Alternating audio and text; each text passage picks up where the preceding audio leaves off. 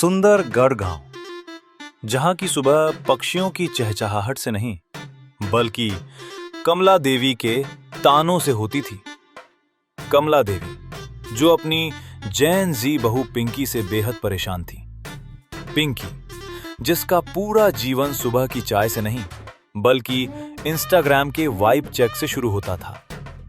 लेकिन एक दिन इस घर की रसोई में एक ऐसा क्लेश फूटा जिसने दिल्ली के जंतर मंतर तक को हिलाकर रख दिया। अरे ओ पिंकी की बच्ची, दोपहर के 3 बज गए हैं। सूरज सिर पर आकर नाच रहा है और तू इस छेंज के डिब्बे में मुंह घुसाकर क्या कर रही है? तेरे ससुर जी सुबह से बिना चाय के मौन व्रत पर बैठे हैं। ओह गॉड मम्मी जी, चिल करो यार। व्हाट इज दिस मौन व्रत? वो मौन व्रत होता है और मैं यहाँ फालतू नहीं बैठी हूँ। मेरा नर्वस सिस्टम हील हो रहा है रील बनाने से।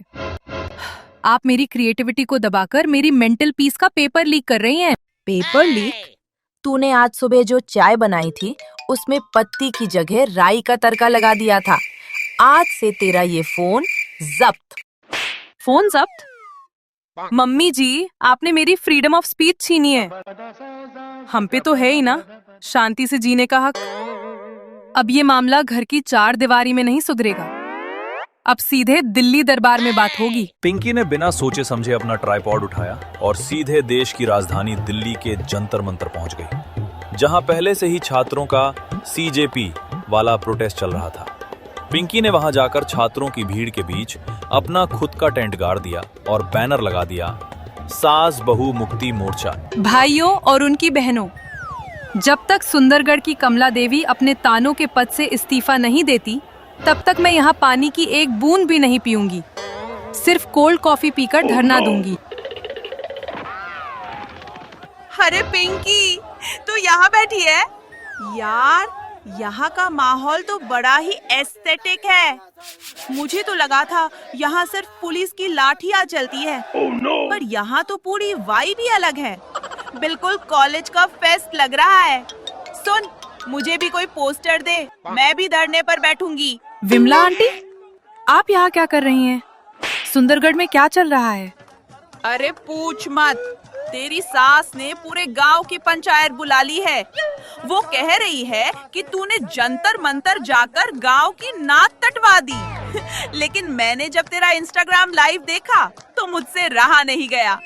वैसे सुन, इंस्टाग्राम पर वो बटरफ्लाई वाला फिल्टर कैसे लगाते हैं?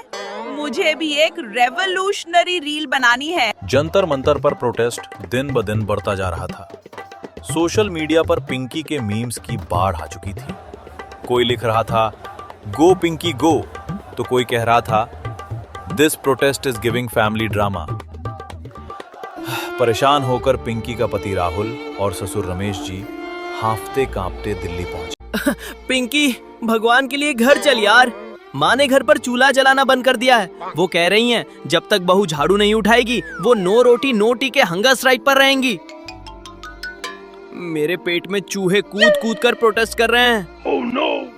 राहुल, अपनी मम्मी से कह दो, अब बात बहुत आगे बढ़ चुकी है। शिक्षा मंत्री ने इस्तीफा दे दिया, सरकार ने छात्रों की बात मान ली, मामला सॉल्व भी हो गया।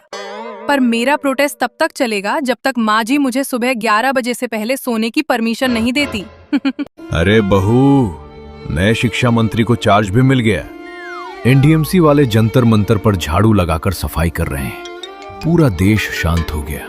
बस तेरी एक झाड़ू घर पर रुकी पड़ी है। घर चल बहू, बिना बहू के घर जामुन पार जैसा बदबूदार लग रहा है। नहीं पापा जी, जब तक लिखित में आश्वासन नहीं मिलेगा कि हफ्ते में 3 दिन खाना जोमेटो से आएगा, मैं ये अनशन नहीं तोड़ूंगी।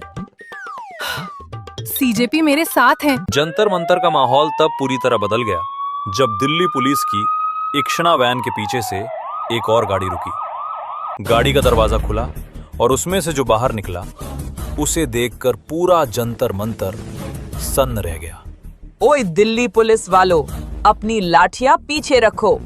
मेरी बहू को सिर्फ मैं ही डांट सकती हूँ। किसी और ने हाथ लगाया तो सीजेपी का डंडा चलेगा।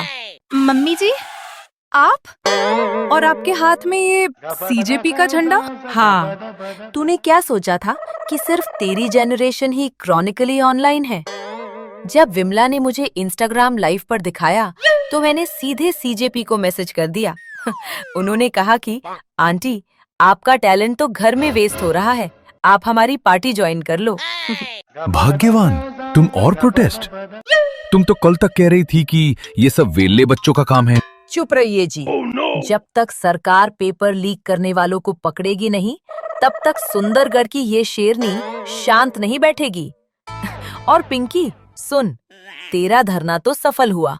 आज से घर पर सुबह की चाय मैं बनाऊंगी। सच्ची mummy ji, you are the best. हाँ, लेकिन एक शर्त है, चाय मैं बनाऊंगी, पर उस चाय की जो रील बनेगी उसमें मेन लीड मैं रहूंगी और तू सिर्फ बैकग्राउंड डांसर बनेगी और वीडियो एडिट करेगी।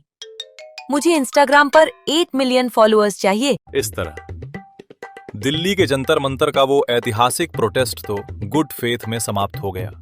छात्रों को न्याय मिला और शिक्षा मंत्री का इस्तीफा भी हुआ।